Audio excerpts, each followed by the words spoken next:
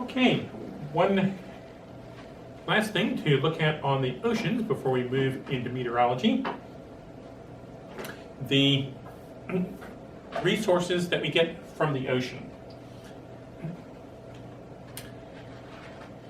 One issue, whose are they? We have an agreement going back a few decades now on what countries can claim for ocean as being part of their territory. Areas that are within 200 nautical miles of the coast or out to the edge of the continental shelf, depending on which one's farther. Again, as we saw, some places have very wide continental shelves, like eastern US, for example, and other places have narrow ones. Turns out that around 40% of the ocean falls within these areas that can be claimed by individual countries. The remaining 60% is officially international water, belonging to everybody. So here's a map. The areas shaded in red are those areas that can be claimed by a particular country. Now this does mean that if you can claim some tiny speck of rock that sticks out of the ocean somewhere, then you get to claim a circle 200 nautical miles around it. So there is some incentive for countries to claim particular spots and maintain a presence. And this can be a problem if more than one country wants to claim it. For example, we have conflicts in the South China Sea where there are little tiny islands out in the middle there that are claimed by countries all around. China, Vietnam, Philippines, Malaysia. Okay, guess which one of those is the biggest and has the most military power to occupy an island? Doesn't make China's neighbors very happy. But you do have issues like that going on. Zooming in, here are the areas that are officially U.S. waters. Obviously, if it's less than 200 miles from the country, well, okay, then the line's drawn in the middle. We can't claim Cuba's waters. They get halfway between them and Florida, and we get the other half there.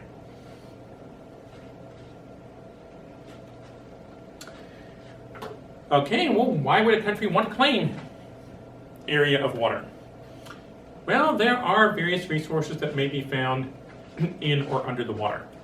One important one is oil or gas, hydrocarbons. These form largely as dead algae gets buried away over time. If it doesn't get eaten or decayed, then over time, being buried, it can break down and turn into first oil, and if it keeps on breaking down, eventually into the natural gas.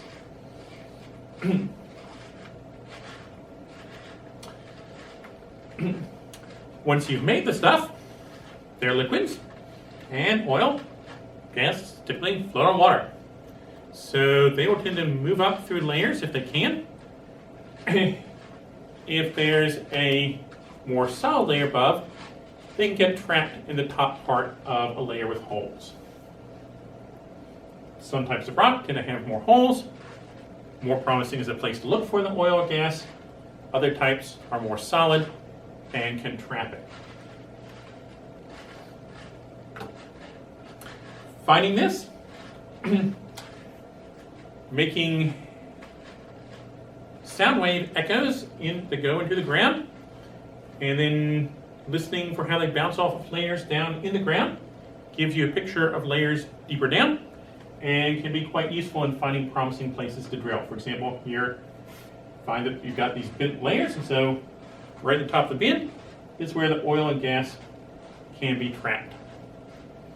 Now, making those loud sounds to get the echoes, that can cause problems for marine mammals, other things. There are some environmental considerations that need to be thought about as well.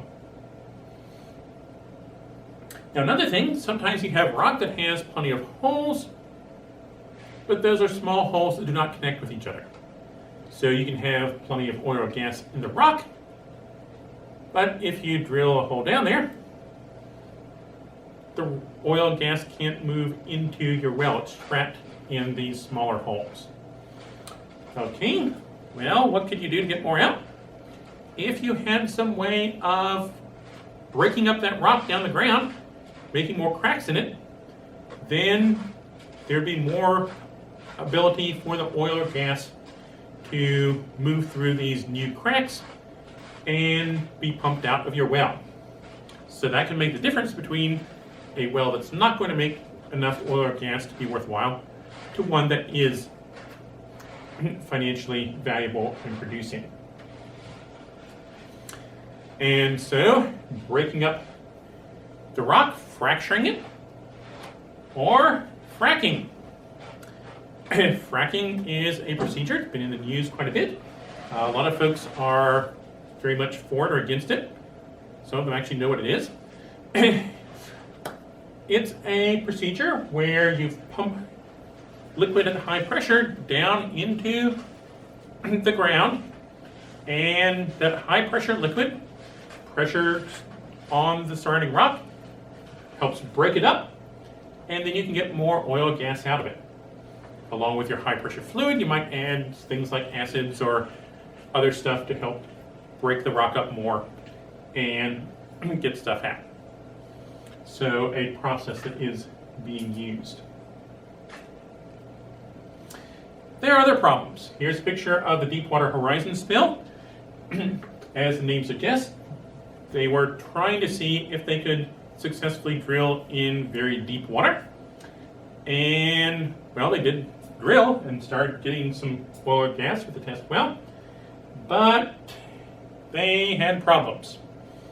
For one thing, they were trying to run the equipment at maximum level beyond what was really within safety parameters. That's what caused the initial problem. But then they're set up to deal with the deep water to try to block off any sort of leak. Didn't work. So the leak continued for some time. And in fact, recent studies indicate that even more was leaked than had been previously thought. Ships visible here trying to deal with stuff. Probably in large part they're just squirting seawater to try to put out the fire there. But also a number of chemicals were dumped on the oil slick to try to help break it up. Were those chemicals actually better than having oil? Maybe, maybe not. Some of the response was more to make things look better than necessarily what would be best for the environment. Oh, true. Help get my brother-in-law paid to fly a plane around dumping chemicals on the Gulf of Mexico, but whether that was actually such a good idea, maybe not. Another example, Exxon Valdez, an oil tanker leaving the port up in Alaska, ran aground, leaked a lot of oil. Okay, we've got all this icky looking oil washing up on the beach. You can wash away that oil with boiling water and kill whatever wasn't already killed by the oil. Was that really helpful?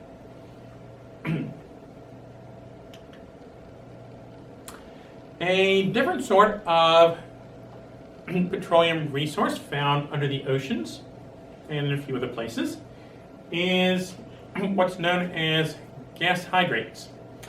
Basically what happens is we have water molecules as an ice forming a cage around gas. These are unusual hydrocarbon deposits, at least in terms of what people are generally familiar with. So this stuff will look like ice. Ice does not burn. So distinctive there.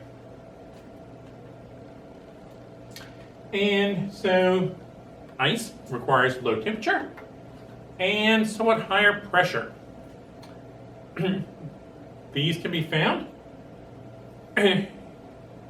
more polar areas, lower temperature, say down in the dirt in northern Alaska, Canada, places like that. But also, as we go deeper into the ocean, we get colder water. And so down along the continental slope, often you have significant deposits of these gas hydrates. There's a lot of gas down there in these deposits, much more than in standard easy to get at gas up on land. People haven't yet got real good ways of trying to get that gas and use it, but there are projects working on it, particularly places such as Japan. They had a decent trial run of trying to get this. That's quite a lot of interest to them because they have basically no natural oil or gas deposits up on land. In fact, that was one of the issues back for World War II. One of the reasons for Japan trying to conquer all the areas around was to have a supply of oil or gas. There are better ways of getting your supply of oil and gas, but that was part of what was going on there.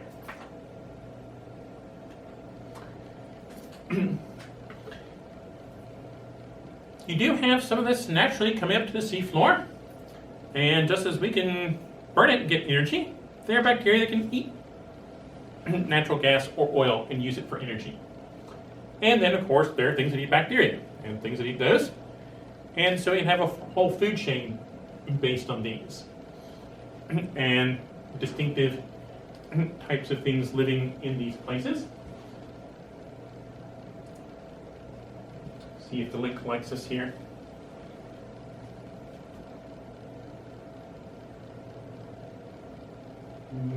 Not obviously. Okay.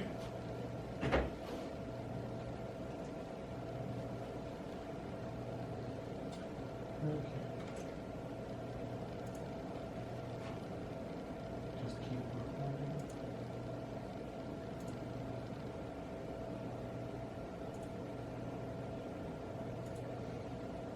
Okay.